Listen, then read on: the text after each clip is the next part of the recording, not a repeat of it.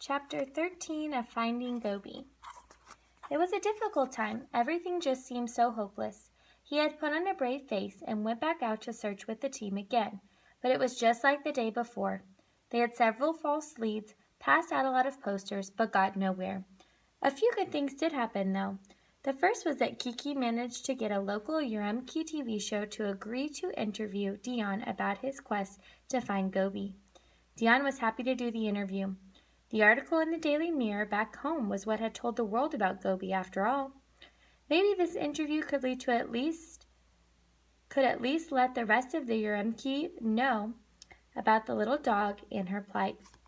The TV station wanted to know why someone would come all the way from Scotland to look for one particular dog lost in their city. They also liked the fact that locals like Liu Xing were the ones leading the search effort. The interview led to increased local attention. They got a lot of new volunteers, and the search team was now up to 50 people. Some of them even searched through the night, walking the streets while Dion slept. He was immensely grateful that so many people had turned out to help him find Gobi. Kiki had also suggested that they needed new posters.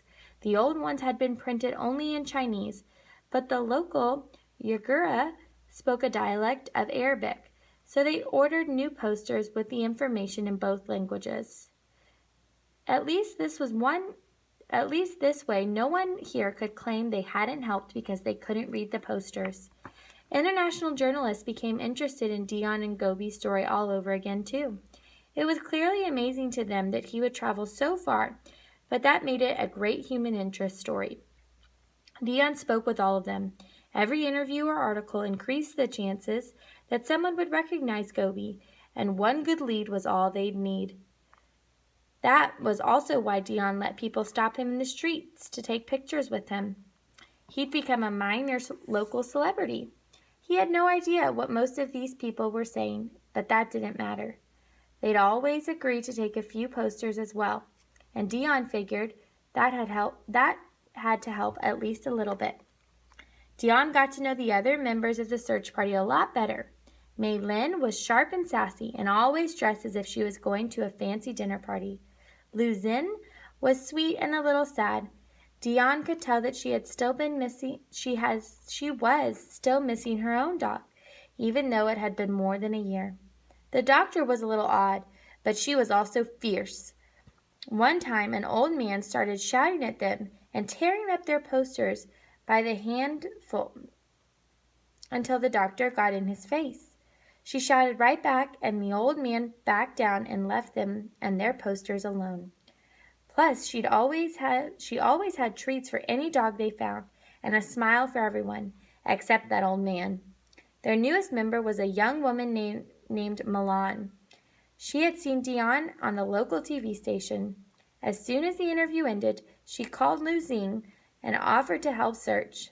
Milan was the one who picked up Kiki's suggestion and made sure their new posters said the right things in Uighur as well as Chinese. She was also the one to lead them into the more crowded, more run-down Uighur neighborhoods to distribute the new posters. The other good thing was that a friend flew out to help with the search. Richard had been one of Dion's tent mates during the races and had been with him when he'd first bonded with Gobi. He also had been one of the first people to contribute to the crowdfunding campaign even before that first article. The fact that he was willing to take the time to come back to China and help meant a lot to Dion. Richard also spoke fluent Chinese, which would be a big help. Plus, with Richard there, Dion finally had someone to run with. He had started training for the next race as soon as he had gotten back home, but had to put that on hold to come look for Gobi. Richard was a good partner for running around the parks in Urumqi. There were a few problems too, though. When Dion took Richard to meet the rest of the team, Liu Xing looked upset about something. Liu explained that they had gotten a few unpleasant phone calls. Just someone being bad, was all she would say at first. Tell me, Dion insisted. I want to know. Liu sighed and looked away. Lu Xing took a call this afternoon, she said finally. They said that Gobi is going to be killed. That shocked Dion and also terrified him. They had already had a few calls asking if the reward would be increased. What if this was a part of that? What if someone had Gobi and was holding her until they felt the reward was big enough to bother with? What if this was their way of saying that he needed to up the reward if he wanted to see Gobi alive again? Richard helped cheer Dion up. They took the time out to have a nice meal together. They talked about racing in their homes. Dion found out that Richard had been a U.S. Marine at some point in the past. Richard didn't say why he had left that life behind, just that he had needed a change. But Dion was touched that his friend would tell him even that much.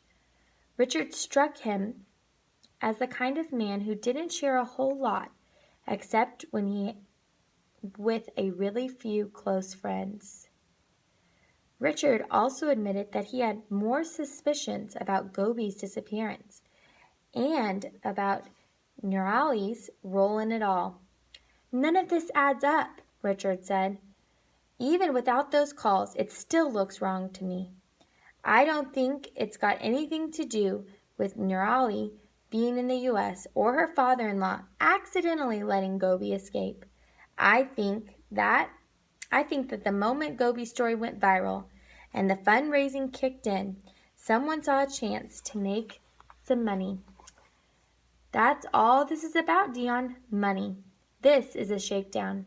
The call will come. Dion didn't want to believe it. Could people really be that awful to threaten a poor little dog just to make a few $1,000s? He hoped not. Then again, large parts of Urumqi were poor and run down. That reward might not seem like a lot to him, but here it's practically a fortune. And lots of people would do all sorts of terrible things if that meant they might gain a fortune. While they were talking, Dion's phone buzzed. It was a message from Lu Xing. Look at this photo, he read. Gobi? The picture was of a small sandy brown dog. A deep scar cut across the dog's head. The picture wasn't very clear, but it didn't look like her to Dion. He said so in his reply. Richard frowned. Do you think we should go and have a look? He asked. Mate, Dion replied. We've had almost 30 of these. They're always the same. He glanced at the address Lu Xing had included. It'll take an hour and a half to get up there, see the dog, have a chat, and then go back, he explained. It's getting late, and we've got to get up early tomorrow. For another long day of pointless searching, he thought. He didn't say that, though. There was no point in depressing Richard as well. Richard took Dion's phone from him and studied the photo. It looks a little bit like Gobi to me, he offered. It was nice having someone else there who actually knew Gobi, but Dion didn't agree.